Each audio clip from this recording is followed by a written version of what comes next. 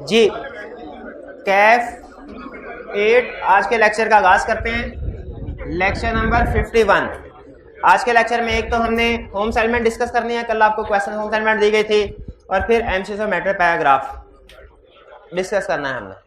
ठीक है भाई जी, अच्छा ठीक है। जिन स्टूडेंट ने असाइनमेंट भी खड़ा किया था ना, मैंने खड़े हो जाए जिन स्टूडेंट ने असाइनमेंट, शाबाश, जल्दी से जल्दी से जल्दी जल्दी जल्दी, शाबाश। इधर भी थे ये भाई जहां जी, ये इधर भी थे भाई जहां।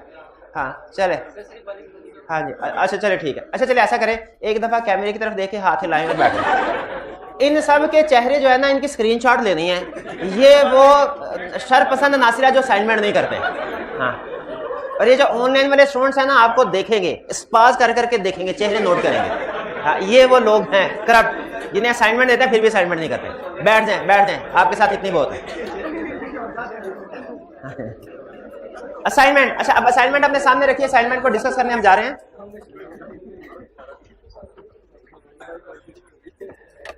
जी तो इसमें सबसे पहले क्वेश्चन 7, अभी जब तक प्रोजेक्टर ऑन होता है हम डिस्कशन अपनी स्टार्ट रखते हैं। क्वेश्चन 7 था। Question, explain the term misstatement. Misstatement को जल्दी से डिफाइन करें, क्या है? Difference between IFRS and financial statements. शाबाश। Describe auditor's responsibility in relation to misstatement. Auditor की responsibility in relation to misstatement क्या है मेरे भाई? Auditor is responsible in relation to misstatement का है। उसने ये नहीं कहा when misstatement is identified. ये रिस्पांसिबिलिटी नहीं कहा कि जब मिस स्टेटमेंट आइडेंटिफाई होगी तो क्या रिस्पांसिबिलिटी होगी, ये नहीं पूछा। आइडेंटिफाई करने के हवाले से ये बेसिकली वही रिस्पांसिबिलिटी है जो ओवरऑल है। Auditor is responsible to obtain reasonable assurance whether financial statements are free from material misstatement, whether due to error or ये वो रिस्पांसिबिलिटी आएगी। तो ये जो लिखी है वो गलत लिखी है ना।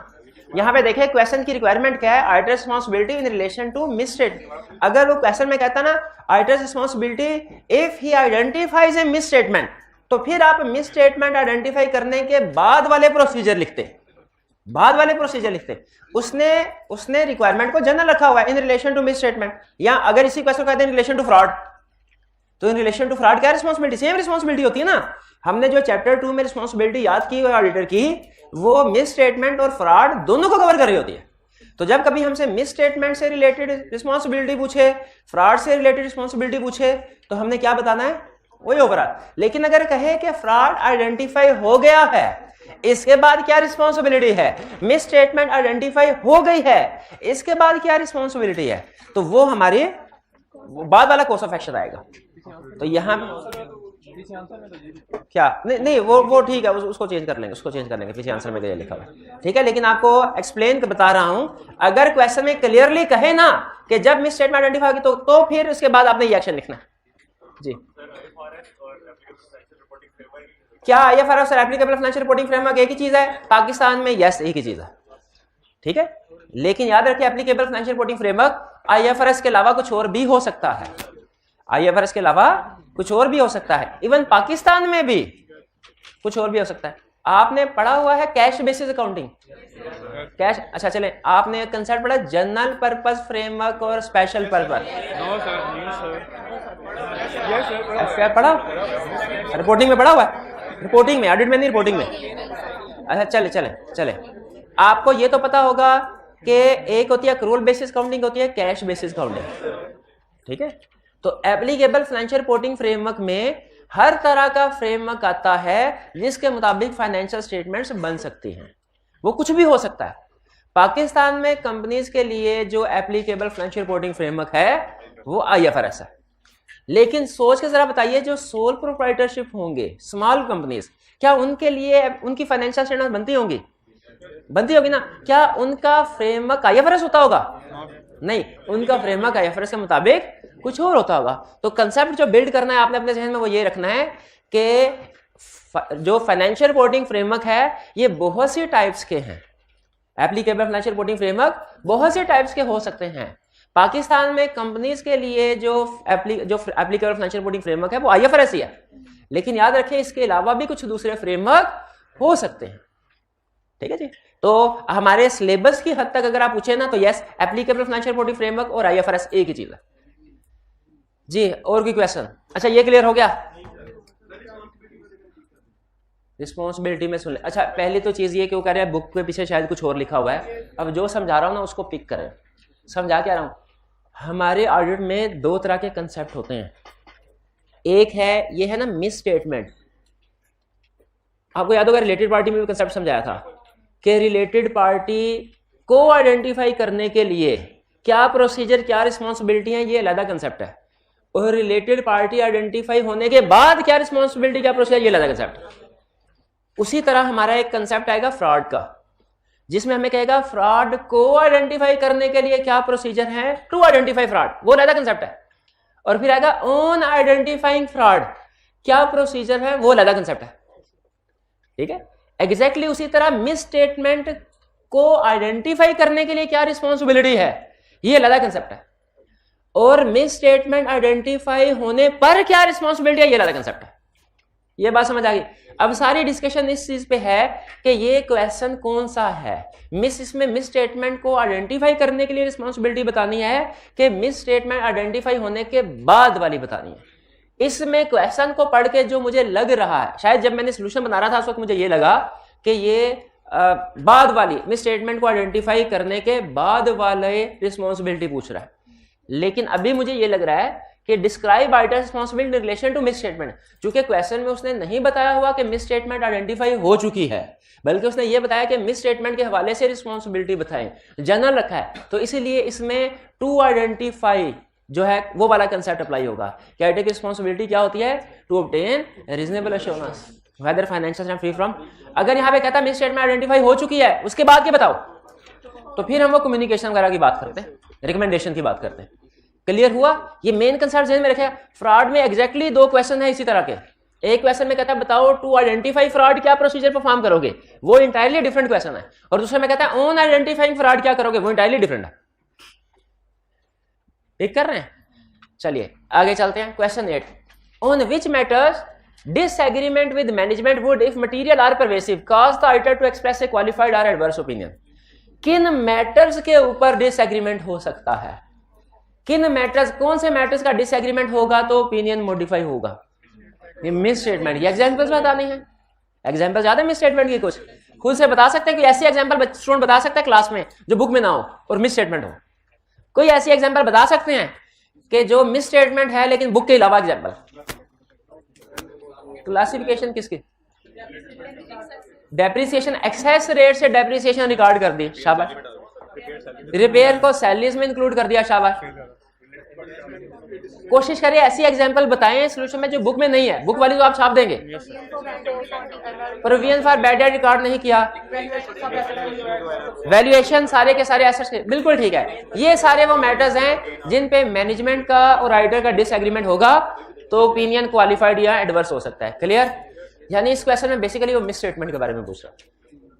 Done. Question 9, the auditor should obtain sufficient appropriate audit evidence in order to be able to form an audit opinion. सही कह रहा है। देखो, identify the situation which restrict the auditor's ability to obtain sufficient appropriate audit evidence, give 2 examples for each situation. Scope limitation की situation पूछ रहा है और 2 एग्जांपल्स भी पूछ रहा है। तो इसका मतलब है सिचुएशंस का मतलब है हेडिंग और एग्जांपल्स का मतलब क्या है, उसके अंदर जो उसने 2-2, 3-3 एग्जांपल्स दिए हैं वो। ठीक है? तो मैंने आपसे कहा है कि ये रिप्रोडक्शन का क्वेश्चन है, बड़ा अर्सा पहले 10-12 साल पहले आई कि आपने 2 दफा पूछे थे ये क्वेश्चन, फिर उसके बाद आज तक नहीं पूछे। उम्मीद अब नहीं पूछेगा क्योंकि उसका फोकस अब शिफ्ट हो चुका है, रिप्रोडक्शन से केस स्टडी के ऊपर आ चुका है। लेकिन बहरहाल हमने डिस्कस किया हुआ ये क्या क्या हेडिंग्स थी। Beyond the control of entity, relating to nature timing of auditors appointment और बाय मैनेजमेंट। बिल्कुल ठीक। और कल मैंने एक अहम कंसेप्ट आपको बताया था क्या, कि स्कोप लिमिटेशन किसी भी किस्म की हो रिपोर्ट को सेम इफेक्ट करती है, रिपोर्ट में इफेक्ट सेम होता है। लेकिन अगर स्कोप लिमिटेशन में मैनेजमेंट हो तो इसका इफेक्ट ज्यादा सीवियर होता है रिपोर्ट के साथ साथ अदर एस्पेक्ट्स में। बिल्कुल ठीक, शाबाश। Next question 10, in particular circumstances the client restricts the auditor from performing certain audit procedure. Discuss how the auditor should deal with such restriction if the same are imposed by management at time of appointment during audit. अच्छा, during audit तो ये बात किसी scope limitation की। During audit क्या करना है वो हमने सीखा है कि देखेंगे अगर इफेक्ट मटेरियल है तो क्वालिफाइड ओपिनियन, परवेसिव है तो डिस्क्लेमर। और अगर स्कोप लिमिटेशन बाय मैनेजमेंट है तो हमारा रिस्क इंक्रीज कर जाएगा, मैनेजमेंट इंटेग्रिटी डाउटफुल हो जाएगी, एक्सट्रीम केसेस में विड्रॉ भी कर सकते हैं। एडिशनल जो उसने कंसेप्ट ऐड किया वो किया at time of appointment. At time of appointment का मतलब होता है बिफोर एक्सेप्टेंस। बिफोर एक्सेप्टेंस, अच्छा क्या ऐसा हो सकता है कि बिफोर एक्सेप्टेंस कोई स्कोप लिमिटेशन आ जाए? कैसे हो सकता है? हाँ, आपको डिस्कस किया हुआ है कि एक्सेप्टेंस से पहले प्रपोज्ड ऑडिटर प्रीडिसेसर ऑडिटर को लेटर लिखता है और उससे क्लाइंट के बारे में पूछता है कि इसका इंटेग्रिटी वगैरह का मसला तो नहीं है कोई। ये हमने प्रीडिसेसर ऑडिटर का कंसेप्ट पढ़ा है कि किसी भी क्लाइंट को एक्सेप्ट करने से पहले ऑडिटर ने, प्रपोज्ड ऑडिटर ने प्रीडिसेसर पुराने वाले ऑडिटर को लेटर लिखना है कि बताइए ये क्लाइंट, इसमें इंटेग्रिटी का कोई प्रॉब्लम या कोई और प्रॉब्लम तो नहीं है। अगर क्लाइंट हमें, लेकिन ये लेटर लिखते हैं हम, लेकिन क्लाइंट से इजाजत लेके लिखते हैं क्योंकि इसमें कॉन्फिडेंशियल इंफॉर्मेशन शेयर हो रही है। अगर क्लाइंट हमें ये लेटर लिखने की इजाजत ना दे तो ये स्कोप लिमिटेशन बिफोर एक्सेप्टेंस होगी, एट टाइम ऑफ एक्सेप्टेंस। ठीक है, अच्छा अब सुनिए, अगर एट टाइम ऑफ एक्सेप्टेंस है तो क्या करना है, जरा गौर से सुनिएगा। ड्यूरिंग ऑडिट प्रोसीजर थोड़ा डिफरेंट है, before acceptance different. Before acceptance अगर हमें पता चला क्लाइंट ने स्कोप लिमिटेशन इंपोज किया है, हम देखेंगे उसका इफेक्ट मटेरियल है कि परवेसिव। अगर स्कोप लिमिटेशन बाय मैनेजमेंट है, उसका इफेक्ट परवेसिव है, हम एंगेजमेंट को एक्सेप्ट ही नहीं करते। ये फर्क ध्यान में रखिएगा, बाद में आए ना तो हम करते हैं विड्रॉ, और अगर पहले आए इफेक्ट परवेसिव हो एक्सेप्ट ही नहीं करेंगे। हाँ, पहले पता कैसे, ऑडिटर की जजमेंट है, ऑडिटर की जजमेंट। और अगर इफेक्ट मटेरियल हो, scope limitation before accept effect material है, तो याद रखें एंगेजमेंट को एक्सेप्ट कर सकते हैं, लेकिन आपको ये इफेक्ट ऑन रिपोर्ट के हम क्वालिफाइड ओपिनियन देंगे, ये मैनेजमेंट को बताना पड़ेगा, पहले से बताना पड़ेगा। हमारा रूल ये है कि जब कभी हमें लगता है ना कि ओपिनियन मॉडिफाई हो सकता है तो फौरन मैनेजमेंट को बता देते हैं उसी वक्त।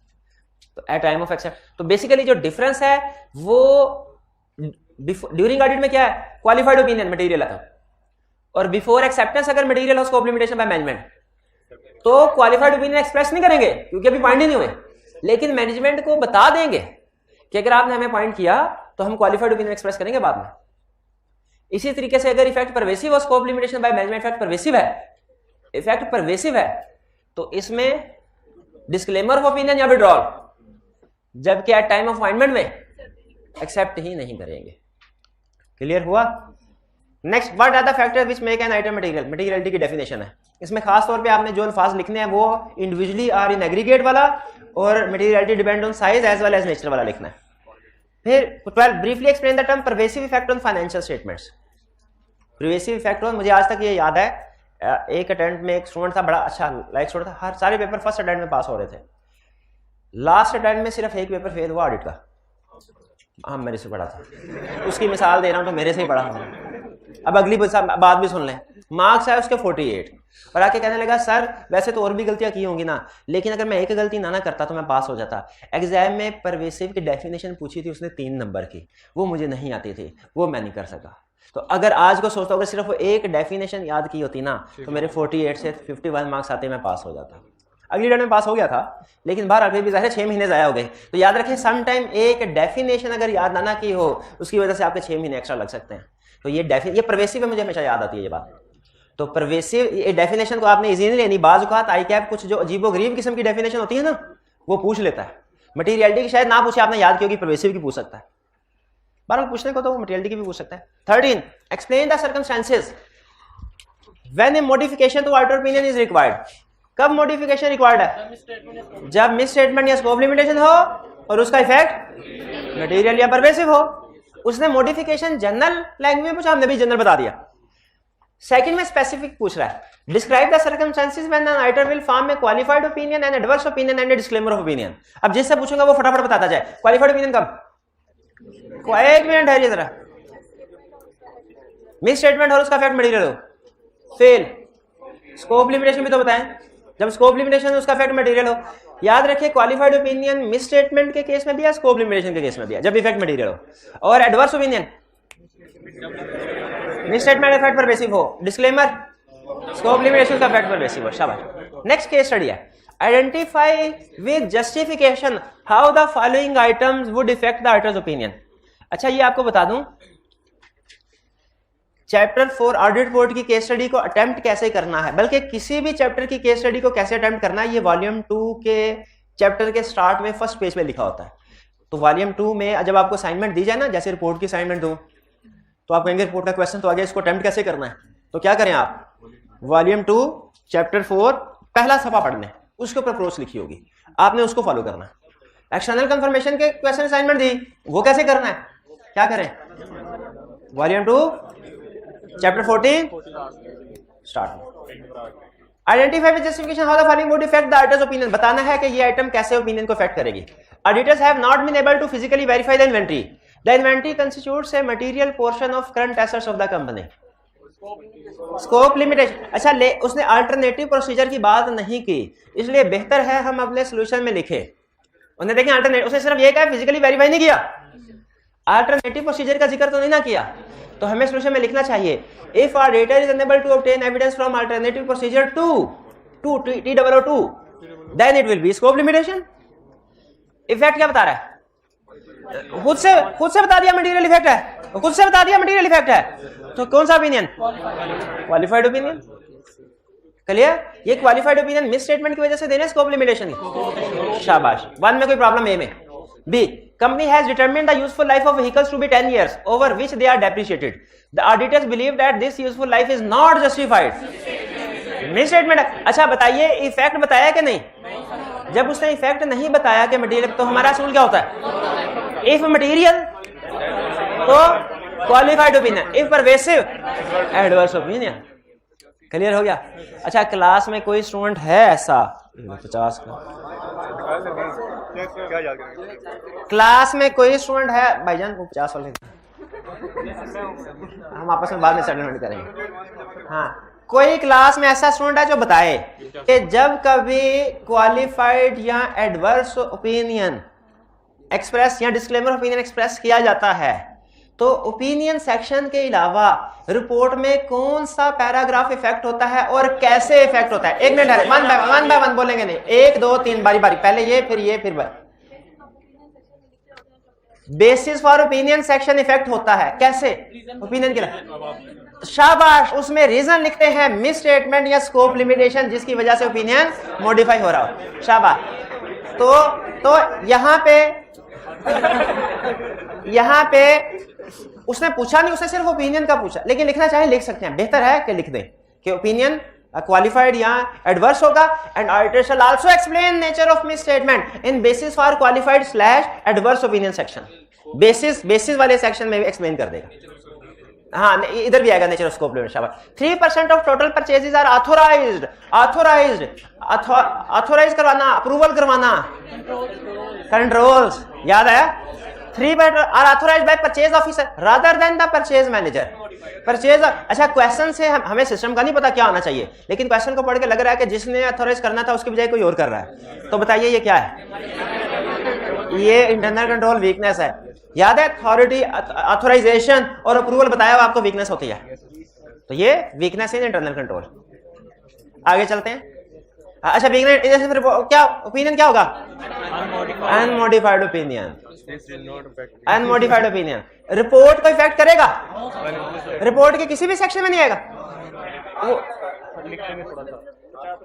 रिपोर्ट में आ सकता है, शाबाश, किस सेक्शन में आ सकता है, अदर मैटर में भाई की तलाशी ले, जितने भी पैसे निकले मुझे दे दें।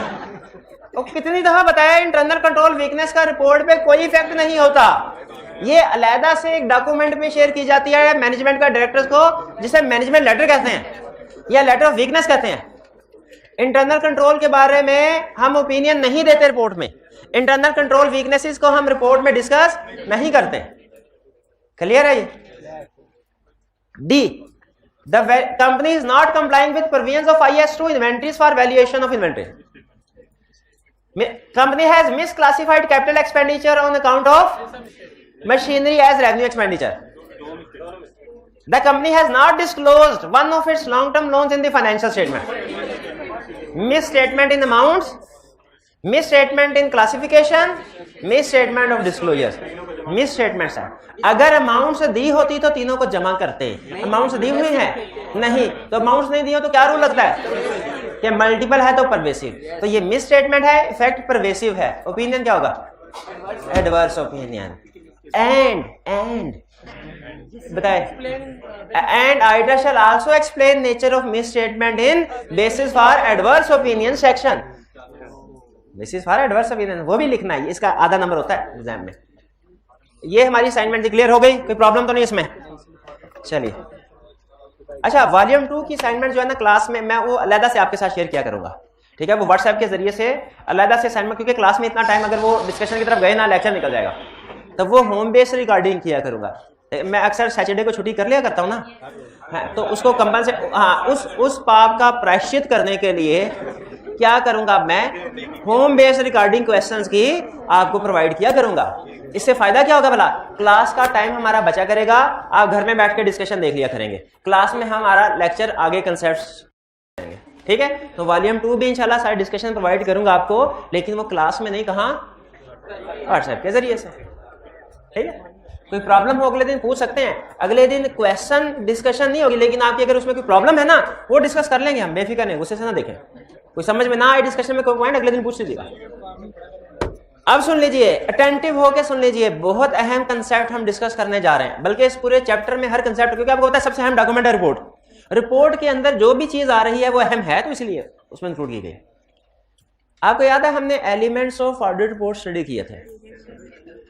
अच्छा, कुछ एलिमेंट्स ऐसे हैं जो कि हर ऑडिट रिपोर्ट में इंक्लूड किए जाते हैं, title, address, opinion, basis of opinion, management responsibility, auditor responsibility, other regulatory legal requirement, signature, date, place वगैरह। कुछ एलिमेंट्स ऐसे होते हैं जो कभी तो ऑडिट रिपोर्ट में आते हैं, कभी नहीं आते।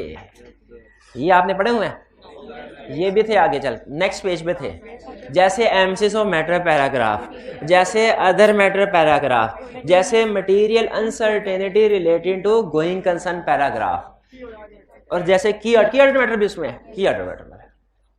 ये पैराग्राफ्स ऐसे हैं जो कुछ केसेस में आते हैं, कुछ केसेस में नहीं आते। जो हर ऑडिट रिपोर्ट में एलिमेंट्स आते थे वो तो हमने डिस्कस कर लिए, ऐसे ही है ना। अब जो एलिमेंट्स कुछ ऑडिट रिपोर्ट में आते हैं और कुछ में नहीं आते, वो डिस्कस करने जा रहे हैं कि ये कौन कौन से एलिमेंट है और कब आते हैं, कौन कौन से एलिमेंट्स हैं और रिपोर्ट में कब आएंगे। तो याद रखिए, इनमें से ये एलिमेंट्स हैं emphasis of matter, other matter, material uncertainty related to going concern paragraph, key audit matter paragraph, 4, ठीक है। इसमें आज हम डिस्कस करने जा रहे हैं emphasis of matter paragraph. Emphasis of matter paragraph नाम से जाहिर है इसमें कोई ना कोई मैटर, कोई ना कोई इशू, उसको एम्फसाइज किया जाता है, जोर दिया जाता है, ठीक है, जोर दिया जाता है। ये है एम्फेसिस ऑफ मैटर। ये क्या है? Emphasis of matter paragraph. Emphasis of matter paragraph में क्या होता है, किसी मैटर को एम्फसाइज किया जाता है।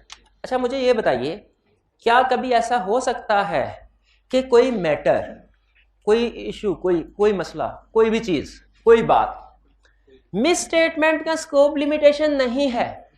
मिस स्टेटमेंट स्कोप लिमिटेशन, देखिए, अगर फाइनेंशियल स्टेटमेंट में मिस स्टेटमेंट स्कोप लिमिटेशन हो, यूजर्स को बताना जरूरी है, 100% जरूरी है अगर मटेरियल परवेसिव।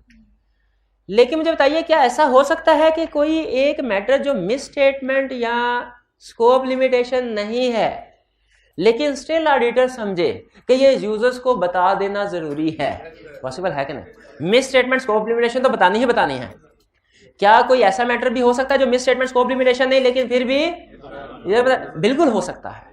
इसकी एग्जांपल देते हुए क्लासिक एग्जांपल स्टैंडर्ड ये देता है, फर्ज कीजिए, अच्छा गौर से सुनिएगा, मैं इसके साथ मिस स्टेटमेंट स्कोप लिमिटेशन का कंसेप्ट भी टेस्ट करूंगा, केस स्टडी में कुछ भी पूछ सकता है। कहता है, मुझे ये बताइए कि अगर क्लाइंट के खिलाफ कोई लिटिगेशन चल रही है, लिटिगेशन पेंडिंग है, और क्लाइंट ने इसको डिस्क्लोज नहीं किया, ये क्या है? ये क्या है? ये मिस स्टेटमेंट है। ये मिस डिस्क्लोज नहीं किया तो मिस स्टेटमेंट है। अच्छा, अगला क्वेश्चन, क्लाइंट के खिलाफ कोई लिटिगेशन पेंडिंग है ईयर एंड पे, ईयर एंड के बाद उसका फैसला क्लाइंट के खिलाफ आ गया, क्लाइंट ने उसको डिस्क्लोज किया हुआ है, बताइए मिस स्टेटमेंट है कि नहीं? डिस्क्लोज किया हुआ है, याद रखे ये रेंट के बाद लीगल केस का डिसीजन आ जाना एडजस्टिंग इवेंट होता है। इसका मतलब है अब क्लाइंट को उसकी प्रोविजन रिकॉर्ड करनी चाहिए। अगर क्लाइंट प्रोविजन रिकॉर्ड नहीं करता, सिर्फ डिस्क्लोज कर देता है, तो ये क्या है? Miss statement. क्लियर? अच्छा, तीसरा केस, क्लाइंट के खिलाफ ये रेंट पे लिटिगेशन पेंडिंग है। लिटिगेशन है सिग्निफिकेंट। सिग्निफिकेंट का मतलब मटीरियलिटी लेवल से ज्यादा है। मटीरियल भी हो सकती है, परवेसिव मटीरियलिटी लेवल से ज्यादा है। सिग्निफिकेंट लिटिगेशन है, ठीक है, अच्छी खासी। अगर क्लाइंट हार गया, अच्छी खासी उसे पेनल्टी पे करनी पड़ेगी। क्लाइंट ने उसे एडिक्वेटली डिस्क्लोज किया हुआ है फाइनेंशियल स्टेटमेंट। लिटिगेशन पेंडिंग है, एक्सेप्शनल नेचर की लिटिगेशन है, पेंडिंग है। क्लाइंट ने उसको डिस्क्लोज किया हुआ, क्या मिस स्टेटमेंट है? नहीं। क्या ये एक्सेप्शनल नेचर की लिटिगेशन जो अगर क्लाइंट के खिलाफ आ जाता है डिसीजन, तो क्लाइंट को अच्छी खासी पेनल्टी पे करना पड़ेगी। क्या ऑडिटर को यूजर को बता देनी चाहिए? एक मिनट है रे नहीं, क्यों बतानी? मैनेजमेंट कहे कि सर हमने बता तो दिया है, हमने फाइनेंशियल स्टेटमेंट में इसको डिस्क्लोज कर तो दिया है, आप अपनी ऑडिट रिपोर्ट में दोबारा क्यों बता रहे हैं? ये तो डुप्लीकेशन हो जाएगी। हमने फाइनेंशियल स्टेटमेंट डिस्क्लोज और सही डिस्क्लोज किया है, तो क्या हमें फिर भी उसे यूजर्स को बता देना चाहिए एज ऑडिटर?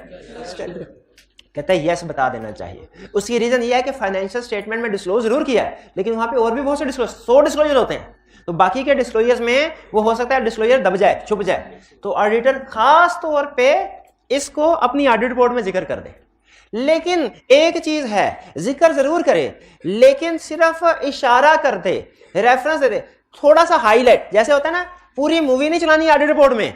मूवी क्लाइंट ने फाइनेंशियल स्टेटमेंट में चला दी सारी लिटिगेशन की, क्या केस हुआ था, कब हुआ था, किसके खिलाफ हुआ था, कितने की पेनल्टी थी, क्लेम किया, क्या सर। हमने सिर्फ ट्रेलर चलाना है और उसे क्या कहना है, भाई ये ब्रीफ मैटर हम डिस्कस कर रहे हैं इसको, अगर आपने मजीद पूरी मूवी देखनी है तो क्या करें, इस नोट्स की तरफ चले जाएं, फाइनेंशियल स्टेटमेंट इस नोट नंबर, इसको कहते हैं रेफर करना, रेफरेंस। शाबाश, रेफरेंस दे देना। तो ये, तो फिर से मुझे बताइए, वापिस आइए मेन कंसेप्ट के ऊपर, क्या ऐसा पॉसिबल है कि कोई मैटर ना तो मिस स्टेटमेंट है ना स्कोप लिमिटेशन है, लेकिन ऑडिटर के ख्याल में यूजर्स को बता देना जरूरी है? क्या ऑडिटर बता सकता है? बिल्कुल ऐसे मैटर्स को बता सकता है। कैसे बता सकता है? MCS of matter paragraph add करके, रिपोर्ट में क्या करके, MCS of matter paragraph add करके। अब देखिए वो एमसीएस ऑफ मैटर पैराग्राफ की डेफिनेशन कैसे देता है। डेफिनेशन समझ आ गई ना, सारा कंसेप्ट समझ आ गया। कहता है MCS of matter paragraph is included in auditor report. MCS of matter paragraph auditor report में उस वक्त इंक्लूड किया जाएगा। एमसीएस ऑफ मैटर पैराग्राफ कहां इंक्लूड किया जाएगा? ऑडिटर रिपोर्ट में। फाइनेंशियल स्टेटमेंट में नहीं इंक्लूड किया जाएगा, कहां इंक्लूड किया जाएगा? ऑडिट रिपोर्ट में। कब इंक्लूड किया जाएगा? If auditor considered it necessary, जब ऑडिटर जरूरी समझे, क्या, to draw user attention, to draw user attention, जब ऑडिटर जरूरी समझे कि उसने यूजर्स की अटेंशन ड्रॉ करनी है, यूजर्स की अटेंशन ड्रॉ करनी है to the matter which is disclosed in financial statement, ऐसे मैटर के ऊपर जो कि डिस्क्लोज किया हुआ है फाइनेंशियल स्टेटमेंट्स में, and which is fundamental to users understanding, जो यूजर की अंडरस्टैंडिंग के लिए बहुत अहम है। देखिए डिस्क्लोज किया हुआ है, एडिक्वेटली डिस्क्लोज, इससे हमें यह समझ आती है कि ये मिस स्टेटमेंट स्कोप लिमिटेशन नहीं है। अगर ये मिस स्टेटमेंट स्कोप लिमिटेशन नहीं है तो फिर ऑडिटर यूजर की तवज्जो क्यों दिला रहा है? क्योंकि ये फंडामेंटल है for user understanding of financial statements. Users की फाइनेंशियल स्टेटमेंट की अंडरस्टैंडिंग के लिए फंडामेंटल, किसकी अंडरस्टैंडिंग के लिए फंडामेंटल है? फाइनेंशियल स्टेटमेंट की अंडरस्टैंडिंग के लिए। Provided matter does not require modified opinion and matter is not a key audit matter। इसकी तरफ मैं आता हूं। पहले बताइए मेन कंसेप्ट समझ लगे, एमसीएस ऑफ मैटर दिया क्यों जाता है? अच्छा मुझे ये बताइए, आपके सामने बुक है, इसमें सिलेबस के सारे कंसेप्ट मौजूद है, ऐसे ही है। क्या मैं आपको सिलेबस के सारे कंसेप्ट समझा दूं और आपसे कहूं तैयारी कर लो? एक तरीका ये है। दूसरा तरीका क्या है, मैं ये समझूं कि कंसेप्ट तो सारे बताने हैं, समझाने भी है, ये नहीं कि छोड़ना, समझाने भी है, लेकिन कुछ कंसेप्ट ऐसे हैं जो एग्जाम पॉइंट ऑफ व्यू से बहुत ज्यादा अहम हैं, कुछ कंसेप्ट ऐसे हैं जो कि इस सब्जेक्ट की बेसिक अंडरस्टैंडिंग के लिए बहुत अहम है, जिसके वो कंसेप्ट वीक हुए वो एडवांस का कोई टॉपिक नहीं समझ सकता। क्या मुझे आपको सिर्फ कंसेप्ट को समझा दूं नॉर्मल तरीके से सारे, कि जो फंडामेंटल है, जो वेरी इंपॉर्टेंट है, उन पे एम्फसाइज किया करूं, ये चैप्टर बहुत अहम है, इसमें से कंफर्म क्वेश्चन आएगा? भाई एम्फसाइज कर देना चाहिए कि नहीं? बेहतर। हालांकि ना मिस स्टेटमेंट ना स्कोप लिमिटेशन, ना तो ये है कि वो कंसेप्ट गलत है और ना ही मैंने छोड़ा है, लेकिन सारे कंसेप्ट मौजूद है। अगर पेपर उनमें से आता है तो आप मुझे ये नहीं कह सकते मैंने सही नहीं पढ़ाया, पढ़ाया तो है, लेकिन क्या एज टीचर जो कंसेप्ट ज्यादा है फोकस कर देना चाहिए, क्योंकि आपके लिए समझने के लिए जरूरी है। एग्जैक्टली उसी तरह ऑडिटर करता है, एग्जैक्टली उसी तरह ऑडिटर। जैसे अभी मैं बताता हूं 100% कंफर्म कि एग्जाम में आएगा कि नहीं आएगा, 100% कंफर्म। क्या चैप्टर नंबर बुक का चैप्टर नंबर 25 100% का है? अच्छा है ही नहीं। इससे फिर ये समझ आया कि अगर कोई चीज फाइनेंशियल स्टेटमेंट में है ही नहीं उसको एम्फसाइज नहीं कर सकते। जो चीज है अगर उसको एम्फसाइज करेंगे तो यूजर हंसेंगे, जैसे आप हंस रहे हैं ऐसे यूजर हंसेंगे। तो ये में रखिएगा, जब कभी केस स्टडी में कह दे कि डिस्क्लोजर नॉट इंक्लूडेड, लिटिगेशन है डिस्क्लोजर नॉट इंक्लूडेड, तो आपने ये नहीं सोचना सर ने लिटिगेशन के एग्जांपल के साथ कहा था एमसीक्यू मैटर आएगा। मैंने तब कहा था जब इसको एडिक्वेटली डिस्क्लोज किया होगा। देखिए डेफिनेशन में भी यही कह रहा है कि हमने यूजर की टेंशन ड्रा करनी है किस मैटर की तरफ। ये जो बात कर रहा है matter does not require modified opinion, इसमें भी यही बात कर रहा है कि अगर कोई मिस स्टेटमेंट है या स्कोप लिमिटेशन है उस पे एमसीक्यू मैटर नहीं आएगा। क्यों? उस पे मॉडिफाइड ओपिनियन आएगा। अगर लिटिगेशन है उसका डिस्क्लोजर नहीं दिया क्या होगा? Miss statement. क्या एमसीक्यू मैटर आएगा? क्या आएगा? Modified opinion. और अगर डिस्क्लोजर दिया हुआ है फिर एमसीक्यू मैटर आएगा। और इसी तरह एमसीक्यू मैटर की तरह एक और पैराग्राफ होता है जिसे कहते हैं की ऑर्डर मैटर। जब वो कह रहे हैं ना प्रोवाइडेड मैटर इज नॉट की ऑर्डर मैटर, यानी एमसीक्यू मैटर तब दो कब? जब मैटर की ऑर्डर मैटर नहीं है। ये क्यों लिख रहा है वाला? क्योंकि जब मैटर की ऑर्डर का तो उसके पैराग्राफ में शाबाश उसके पैराग्राफ में जाएगा, एमसीक्यू मैटर में थोड़ा ही आएगा। तो ये बात समझ आ रही है? तो फिर से सुनिए definition. MCQ matter paragraph is included in auditors report if auditor consider it necessary to draw user attention to a matter which is disclosed in financial statement, which is disclosed in a financial statement, and that is fundamental for user understanding of financial statements, provided matter does not require modification in opinion, matter is not a key argument। 5 अल्फाज हैं, अगर आपने सिर्फ ये 5 लफ्ज भी लिख दिए आपकी एमसीक्यू मैटर की डेफिनेशन कंप्लीट। और अगर ये 5 लफ्ज नहीं लिखे तो 2 सफ़े भर दे, डेफिनेशन कंप्लीट नहीं है। तो वो अल्फाज सुन लें जो जब कभी डेफिनेशन याद करें आपने लाजमी याद करने हैं। वो क्या है? Draw user attention to a matter which is disclosed in fundamental financial statement और प्रोवाइडेड। क्लियर हो गया? अच्छा इससे मेन कंसर्न हमें ये समझ आया कि एमसीक्यू मैटर में लिखने के लिए जरूरी है कि वो हो बहुत अहम, लेकिन मिस स्टेटमेंट और स्कोप लिमिटेशन ना हो। ये बहुत अहम कंसेप्ट है। आप केस स्टडी करते हुए ये गलती करेंगे, वहां पे वो मिस स्टेटमेंट होगी, आप कहेंगे एमसीक्यू मैटर है, आप कहेंगे वो एमसीक्यू मैटर। एक रियल के साथ मैं पहले भी आपको क्लास में बताया था, प्रैक्टिसिंग चार्टर्ड अकाउंटेंट ने क्या किया, क्लाइंट ने डेप्रिसिएशन एक्सपेंस रिकॉर्ड नहीं किया था लेकिन नोट्स ऑफ अकाउंट्स में लिख दिया था we have not recorded depreciation expense, और उसने एमसीक्यू मैटर दे दिया, क्या यह फैसला सही था? सही नहीं। क्यों? मिस स्टेटमेंट थी, उसे क्वालिफाइड ओपिनियन देना चाहिए था। इसी तरह के लोगों को सामने रख के उसने ये लाइन लिखी है, matter provided matter does not require modified opinion, क्योंकि अगर मैटर मॉडिफिकेशन रिक्वायर कर रहा है तो फिर मॉडिफाइड ओपिनियन दिया जाएगा, एमसीक्यू मैटर नहीं दिया जाएगा। क्लियर हुई है बात? एग्जांपल्स, किस चीज की एग्जांपल्स? एमसीक्यू मैटर पैराग्राफ की। पहली example, material uncertainty relating to exceptional litigation. ये तो हमने डिस्कस कर ली। एक minute. When there is relating to exceptional litigation, ठीक है, इसमें आप मटीरियल अनसर्टेनिटी के ऊपर इतना फोकस ना करें। इसके साथ गोइंग कंसर्न नहीं लिखा हुआ, याद रखिए, गोइंग कंसर्न नहीं लिखा हुआ। ये क्या लिखा हुआ है? Exceptional litigation. जब क्लाइंट के खिलाफ कोई भी एक्सेप्शनल लिटिगेशन चल रही हो तो हमने क्या करना है? एमसीक्यू मैटर पैराग्राफ इंक्लूड करना है, ठीक है, क्योंकि लिटिगेशन से अभी फैसला नहीं हुआ ना, इसलिए अनसर्टेनिटी का लफ्ज लिखा है। अनसर्टेनिटी का लफ्ज क्यों लिखा है? केस पे चल रहा, अभी फैसला नहीं हुआ। एक्सेप्शनल लिटिगेशन, इसका मतलब है जब कभी क्लाइंट के खिलाफ एक्सेप्शनल लिटिगेशन होगी हमने एमसीक्यू मैटर इंक्लूड करना है। कैसे पता चलेगा ये लिटिगेशन एक्सेप्शनल है कि नॉर्मल है? एग्जाम में ज़हन में रखिए, एग्जाम में जो भी लिटिगेशन आ जाए ना आपने उसे एक्सेप्शनल ही लेना है। एग्जाम में जो भी लिटिगेशन आ जाए आपने उसे एक्सेप्शनल ही लेना है। प्रैक्टिकली हमारी जजमेंट होती है। रूटीन नेचर का केस हो तो हम उसे कहते हैं ये एमसीक्यू मैटर में नहीं आएगा, एक्सेप्शनल आएगा। जैसे फर्ज कीजिए कि एफबीआर वालों के साथ रूटीन में टैक्स के केसेस चल रहे हैं, रूटीन में आपको एफबीआर वाले हर एक नोटिस भेजते रहते हैं और वो फिर चैलेंज हो जाते हैं। इस पे की ऑडिट मैटर नहीं आएगा, सॉरी इसमें एमसीओ मैटर नहीं आएगा। लेकिन अगर कोई एक मेजर इंक्वायरी एफबीआर ने इनिशिएट कर दी कि ये कंपनी पिछले 5 सालों में टैक्स लायबिलिटी अंडरस्टेट कर रही है और हमने इन्वेस्टिगेशन चला दिया इसके खिलाफ, अब ये एक्सेप्शनल वाली साइड पे आ जाएगा, एक्सेप्शनल लिटिगेशन और रेगुलेटरी एक्शन में आ जाएगा। तो जब कभी एक्सेप्शनल लिटिगेशन और रेगुलेटरी एक्शन हो, क्या करना है, एमसीओ मैटर पैराग्राफ करना है।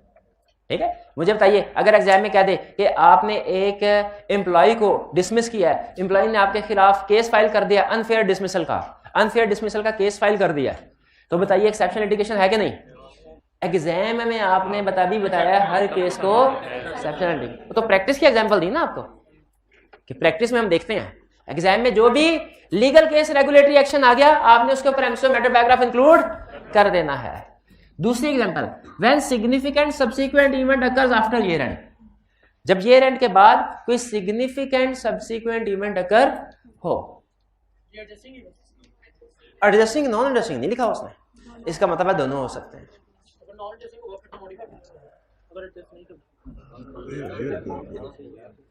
जब कभी सब्सिक्वेंट इवेंट पता क्या होता है, क्या ईयर एंड के बाद जो इवेंट अकर होते हैं उन्हें कहते हैं सब्सिक्वेंट इवेंट। ये दो तरह के होते हैं, एडजस्टिंग और नॉन एडजस्टिंग। ठीक है, लेकिन यहां पे उसने बाइफरकेशन नहीं, किसका मतलब है कोई भी ईयर एंड के बाद सब्सिक्वेंट इवेंट होगा तो वो उसके ऊपर हम एमसीओ मैटर पैराग्राफ इंक्लूड करेंगे। केस स्टडी में ज्यादातर जो सब्सिक्वेंट इवेंट वो डिस्कस करता है वो नॉन एडजस्टिंग होता है, लेकिन ये कंसेप्ट एडजस्टिंग इवेंट पे भी इक्वली अप्लाई ही होता है। तो मुझे बताइए अगर ईयर एंड के बाद डेटर बैड डेट हो गए, सब्सिक्वेंट इवेंट है ना, ईयर एंड के बाद डेटर बैड डेट हो गए, क्लाइंट ने उसकी प्रोविजन रिकॉर्ड नहीं की, तो क्या होगा, तो हम रिपोर्ट में क्या इंक्लूड करेंगे, एमसीओ मैटर नहीं आएगा क्योंकि ये मिस स्टेटमेंट है, इस पे क्वालिफाइड। लेकिन अगर ईयर एंड के बाद डेटर बैड डेट हो और क्लाइंट रिकॉर्ड कर दे, अब मिस स्टेटमेंट नहीं है, अनमोडिफाइड ओपिनियन है, लेकिन एमसीओ मैटर साथ ऐड कर देंगे कि ये बुक हुआ ईयर एंड के बाद हुआ है, लेकिन इसको यहां पे हम एडजस्टिंग इवेंट, ये सब्सिक्वेंट इवेंट है, इस वजह से एमसीओ मैटर पैराग्राफ ऐड कर रहे हैं। क्लियर हुई ये बात। आखिरी एग्जांपल, आई कैप जो सबसे ज्यादा टेस्ट कर रहा है वो एग्जांपल, एक तो एक्सेप्शन। अच्छा, ये जो एग्जांपल्स है ना, ये आई कैप की तरतीब से हमने कोशिश किया बनाए, सबसे ज्यादा टेस्ट होने वाली एग्जांपल पहले, उसके बाद वाली उसके बाद। तो पहली एग्जांपल क्या थी, एक्सेप्शनल लिटिगेशन और रेगुलेटरी एक्शन जब हो तो एमसीओ मैटर पैराग्राफ आएगा। दूसरी एग्जांपल सब्सिक्वेंट इवेंट। अब आई क्या सुने, after the year, audit board से पहले, ईयर एंड के बाद ऑडिट बोर्ड से पहले आग लगी और बहुत से एसेट्स जल गए, है नॉन एडजस्टिंग, लेकिन हमें इससे क्या लेना देना, हमें तो सब्सिक्वेंट इवेंट से लेना है। सब्सिक्वेंट इवेंट है, तो बताइए क्या होगा, देखेंगे मैनेजमेंट ने डिस्क्लोज किया कि नहीं। अगर मैनेजमेंट ने डिस्क्लोज किया हुआ है तो एमसीओ मैटर बैक, अगर डिस्क्लोज नहीं किया हुआ तो ये मिस स्टेटमेंट होगी। समझ आई बात की। यानी ये जितनी भी एग्जांपल्स है ना, जितनी भी एग्जांपल, इन सब को अगर सही तरीके से काउंट फॉर करके डिस्क्लोज कर दिया हुआ ना तो फिर एमसीओ मैटर आएगा। अगर इनमें से किसी भी एग्जांपल में वो कहता है सही तरीके से डिस्क्लोज नहीं किया, काउंट फॉर नहीं किया, तो वो मिस स्टेटमेंट है, एमसीओ मैटर नहीं आएगा, बल्कि मॉडिफाइड ओपिनियन आएगा। बात समझ आती है। आखिरी क्वेश्चन, ईयर एंड के बाद आग लगी, क्लाइंट का सारा काउंटिंग रिकॉर्ड डिस्ट्रॉय हो गया, बताइए एमसीओ मैटर आएगा कि नहीं। हाँ शाबाश, इस पे एमसीओ मैटर नहीं आएगा। क्यों नहीं आएगा, इससे एसेट्स डिस्ट्रॉय नहीं हुए, रिकॉर्ड डिस्ट्रॉय हुआ है। शाबाश, रिकॉर्ड, तो ये स्कोप लिमिटेशन की तरफ जाएगा कि अगर अल्टरनेटिव प्रोसेस से भी एविडेंस नहीं मिलता तो स्कोप लिमिटेशन। शाबाश, 2 पॉइंट क्लियर हो गए। तीसरा point, financial statements are reissued or corresponding figures are restated. ये थोड़ा सा आपको समझने में शायद प्रॉब्लम हो। आपको पता है ऑडिट में हम प्लानिंग करते हैं, प्रोसीजर पर हम प्लानिंग करते हैं स्टार्ट में, अगर बाद में पता चले कि प्लानिंग को रिवाइज करने की जरूरत है, रिवाइज कर सकते हैं। क्या हम ऑडिट में मटेरियलिटी डिटरमिन करते हैं, अगर बाद में पता चले मटेरियलिटी रिवाइज करने की जरूरत है, रिवाइज कर सकते हैं। शाबाश। क्या रिस्क असेसमेंट करते हैं, अगर बाद में पता चले रिस्क को रिवाइज करने की जरूरत है, रिवाइज कर सकते हैं, बिल्कुल कर सकते हैं। यानी ऑडिट में हर चीज रिवाइज हो सकती है। अब सुनिए, क्लाइमेक्स पे चलते हैं। एक दफा हमने रिपोर्ट इशू कर दी क्लाइंट को, रिपोर्ट इशू करने के महीने बाद पता चला उसमें कोई मिस स्टेटमेंट थी, हालांकि उसमें हमारा कसूर नहीं था, हमने रीजनेबल एश्योरेंस ऑब्टेन कर ली थी, लेकिन फिर भी पता चला मिस स्टेटमेंट थी जो क्लाइंट ने छुपाई हुई थी। क्या हमें क्या करना चाहिए? हमें कहना चाहिए भाई अब अगले साल देखेंगे, जाने दो, कि यूज अच्छे ऑडिटर होने की हैसियत से यूजर्स को बताना चाहिए, बताना चाहिए। यहां पे दो ऑप्शन होती हैं, यहां पे दो ऑप्शन। अगर तो अगला साल दूर हो ना, अगला साल दूर हो, तो हम पिछली फाइनेंशियल स्टेटमेंट्स को री इशू करते हैं, री इशू करते हैं। लेकिन अगर अगले साल की फाइनेंशियल स्टेटमेंट्स अनकरीब इशू होने वाली हैं, तो हम पिछले साल की फाइनेंशियल स्टेटमेंट्स को री इशू करने की बजाय अगले साल की फाइनेंशियल स्टेटमेंट में जो पिछले साल की फिगर्स हैं, कोरिस्पॉन्डिंग फिगर, उनको रीस्टेट कर लेते हैं। तो ये फर्क समझ आया री इशूड में और रीस्टेटेड में। री इशूड का मतलब है पिछली फाइनेंशियल स्टेटमेंट्स दोबारा इशू कर दो, और रीस्टेटमेंट का मतलब क्या है कि पिछली फाइनेंस दोबारा इशू ना करो, अगली फाइनेंशियल स्टेटमेंट में पिछले साल की फिगर्स को रिवाइज कर दो, रीस्टेट कर दो। लेकिन मुझे बताइए दोनों सूरतों में यूजर्स को बताना चाहिए कि नहीं? अच्छा, फाइनेंशियल स्टेटमेंट री इशूड होती हैं तो उसमें मिस स्टेटमेंट तो नहीं ना होगी, क्योंकि री इशूड में सारी चीजें ठीक होगी, इशू हुई होंगी। री स्टेटमेंट भी हो गई है, अगर री स्टेटमेंट ना, तो सीफैब लेवल का कंसेप्ट है कि मैनेजमेंट कहती है हमने री स्टेटमेंट नहीं करनी, तो फिर एमसीएस मैटर नहीं आता, फिर मिस स्टेटमेंट होते हैं। शाबाश शाबाश, ये कैफ में से कभी पूछा ना पूछेगा, कैफ के स्कोप से बाहर। लेकिन आपको पता होना चाहिए कि जब फिगर रीस्टेट हो गई, इसका मतलब मिस स्टेटमेंट दूर हो गई। लेकिन यूजर परेशान हो सकता है कि अगर पिछले साल 2021 की फाइनेंशियल स्टेटमेंट की फिगर कुछ और थी और 2022 में 2021 की फिगर कुछ और है, रीस्टेटमेंट, तो उसको इस परेशानी से बचाने के लिए क्या करें? ये एग्जांपल जेहन में रखिएगा, हमारे एक टॉपिक में यूज होगी। फाइनेंशियल स्टेटमेंट रीइशूड और रीस्टेटमेंट में फर्क समझ आ गया ना? रीइशूड में सारी की सारी फाइनेंस दोबारा इशू हो रही है, रीस्टेटमेंट में अगले साल में कंपैरेटिव जो होता है, कॉरेस्पॉन्डिंग फिगर का मतलब है कंपैरेटिव्स। क्लियर? आगे चलते हैं। Major disaster significantly effect entities financial statement. Major disaster, disaster क्या होता है? आग लग गई, जो फाइनेंशियल स्टेटमेंट को अफेक्ट करता हो, जलजला, सैलाब, आग। अगर फाइनेंशियल स्टेटमेंट को अफेक्ट करता हो, एसेट्स डिस्ट्रॉय हो गए, लेकिन मैनेजमेंट ने सही रिकॉर्ड कर लिए, मैनेजमेंट ने सही रिकॉर्ड कर लिए, तो क्या हमें यूजर्स को बता देना चाहिए कि इस साल जो प्रॉफिट इतना कम हुआ है, रीजन क्या है? हालांकि मैनेजमेंट ने भी फाइनेंशियल स्टेटमेंट में बताया होगा, लेकिन हमने ट्रेलर तो दिखाना है, क्योंकि कहीं बहुत सारे डिस्क्लोजर में ये डिस्क्लोजर छुप ना जाए, तो एमसीक्यू मैटर पैराग्राफ इंक्लूड करेंगे। अब आप में से कोई स्टूडेंट मुझे बता सकता है सेकंड में एग्जांपल में और फोर्थ, हाथ उठा के, सेकंड एग्जांपल और फोर्थ एग्जांपल में क्या फर्क है? एक मिनट है क्या? फोर्थ में ड्यूरिंग द, शाबाश, फोर्थ है अफेक्टिंग एंटिटीज फाइनेंशियल में ड्यूरिंग द ईयर, और सेकंड में है सब्सिक्वेंट। सब्सिक्वेंट मतलब क्या है? After the year. शाबाश शाबाश, आफ्टर द ईयर। इसके बाद आगे चलें। 4 एग्जांपल्स हो गई। पहली एग्जांपल कौन सी थी? Exception litigation or regulatory action. FBR वाला रेगुलेटरी एक्शन था, उस पे एमसीक्यू मैटर देते हैं। दूसरी एग्जांपल सब्सिक्वेंट इवेंट, उस पे एमसीक्यू मैटर। तीसरी example financial statements are reissued और रीस्टेटेड, और fourth disaster occurring during the year affecting entities financial statement. Fifth, अच्छा फिफ्थ को ना मिसअंडरस्टूड कर जाते हैं बहुत से स्टूडेंट। यह है early application of new counting standard that has material effect. Early वो इसको आसान याद करते पता क्या पड़ जाते हैं? Change in counting policy. ये चेंज इन काउंटिंग पॉलिसी का केस नहीं है, गौर से सुन लें, चेंज इन काउंटिंग पॉलिसी का केस नहीं। अब जो कि वो मेंटीमीटर का टाइम नहीं बचता ना, वो कल करवाएंगे, तो प्राइस तो आपको देना ही देना। तो इसीलिए क्लास में कोई स्टूडेंट जो ये बताए शाबाश के अकाउंटिंग पॉलिसी और अकाउंटिंग एस्टीमेट में क्या फर्क है, एग्जाम्पल के दे साथ एग्जाम्पल बता दें कि सर ये अकाउंटिंग पॉलिसी होती है, ये अकाउंटिंग एस्टीमेट हो, बताइए। शाबाश शाबाश, ये हाल है, अभी कह रहे थे नहीं। फाइफो और एफको जो होते हैं, फाइफो और एवरेज कॉस्ट इन्वेंट्री का, ये क्या है, अकाउंटिंग पॉलिसी है। शाबाश। और एस्टीमेट जैसे डेप्रिसिएशन है, ये एस्टीमेट, डेप्रिसिएशन चेंज और चेंज इन एस्टीमेट। फाइफो से एवरेज कॉस्ट में जाए अकाउंटिंग पॉलिसीज। अच्छा, और एक मिनट है, एक example, provision for warranty change किया, चेंज इन एस्टीमेट से change in estimate. Cost model से रिवैल्यूएशन पे गए, चेंज इन अकाउंटिंग पॉलिसी है।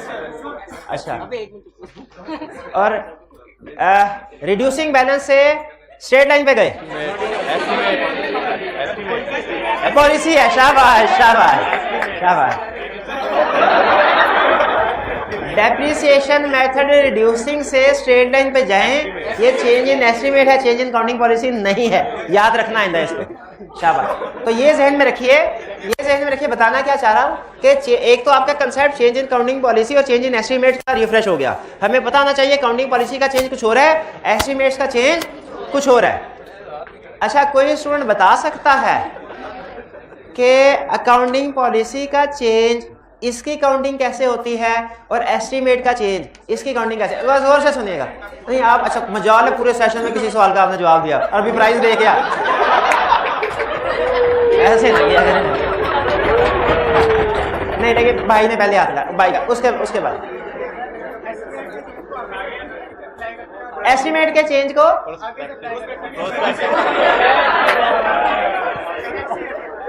ये किसने समझाया?